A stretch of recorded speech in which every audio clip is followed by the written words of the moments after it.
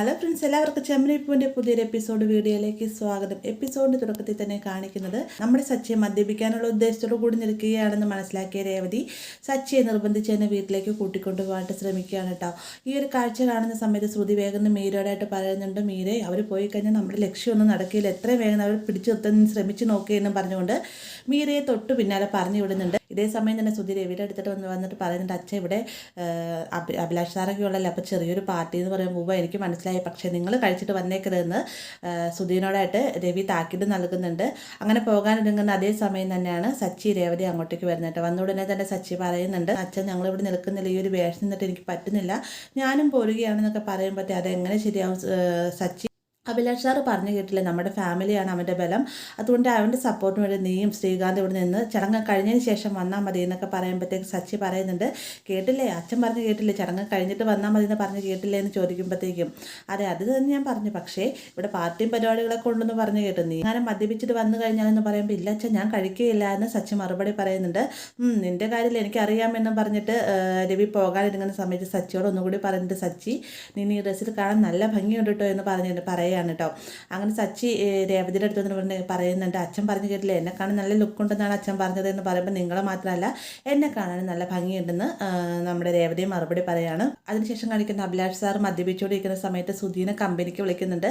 സുധി ആദ്യമൊക്കെ മടിച്ച് നിൽക്കുമെങ്കിലും ഇതുപോലെ വലിയ ബിസിനസ് പാർട്ടിക്ക് പോയി കഴിഞ്ഞാൽ ചെറുതായിട്ടൊക്കെ ഡ്രിങ്ക്സ് കഴിക്കേണ്ടി വരും, അതുകൊണ്ട് തന്നെ ഇത് ചെറിയൊരു ശീലമാക്കുന്ന നല്ല കാര്യമാണ്, അത് അങ്ങനെയൊക്കെ ചെയ്താലാണ് നമുക്ക് ബിസിനസ്സിൽ ക്ലച്ച് പിടിക്കുകയുള്ളൂ എന്നൊക്കെ അഭിലാഷ് സാർ പറയുന്നത് കേൾക്കുമ്പോഴത്തേക്കും സുധി ചെറുതായിട്ട് മദ്യപിക്കാൻ കൂടുവാൻ കേട്ടോ.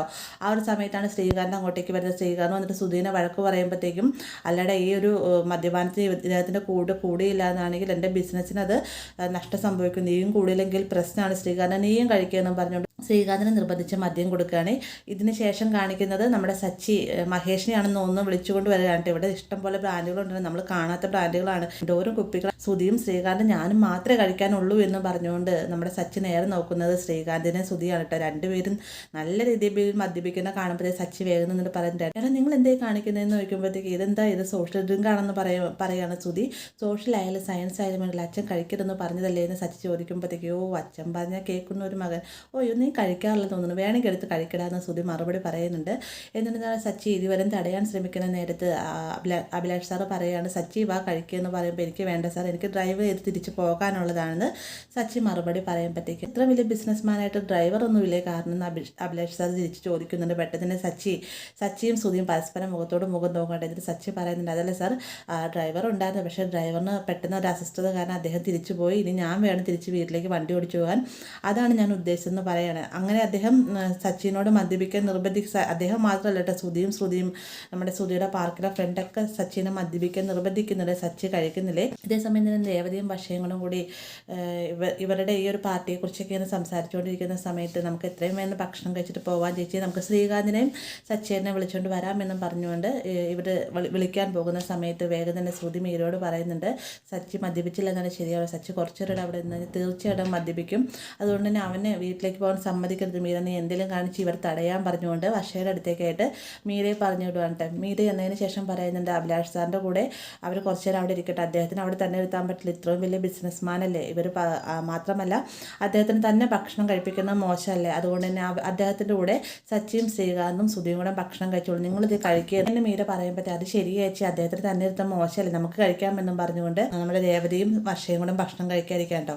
അപ്പോൾ ഈ ഭക്ഷണം കഴിക്കുന്ന തൊട്ട് മുന്നേ തന്നെ രേവതിനെ സച്ചി വിളിക്കുന്നുണ്ട്, ഇവിടെ ശ്രുതിയും ശ്രീകാന്തൊക്കെ നല്ല രീതിയിൽ മദ്യപിച്ചിട്ടുണ്ട്, പക്ഷേ ഞാൻ കഴിച്ചിട്ടില്ല എന്നൊക്കെ പറയുമ്പോഴത്തേക്ക് നിങ്ങൾ കഴിക്കണം, നിങ്ങൾ കഴിക്കാതിരിക്കും നല്ലത്, എങ്ങാനും നിങ്ങൾ കഴിച്ചിട്ട് വന്നാൽ എൻ്റെ സ്വഭാവം അറിയാമല്ലോ എന്ന് പറഞ്ഞിട്ടാണ് കേട്ടോ രേവതി കോള് കട്ട് ചെയ്യുന്നത്.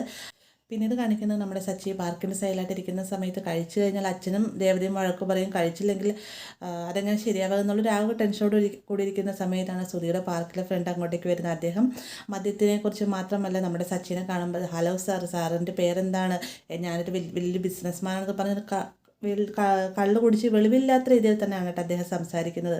അതിനുശേഷം സച്ചിനെ മദ്യപിക്കാനായിട്ട് നിർബന്ധിക്കുന്നുണ്ടെങ്കിൽ സച്ചി പോകുന്നില്ലേ.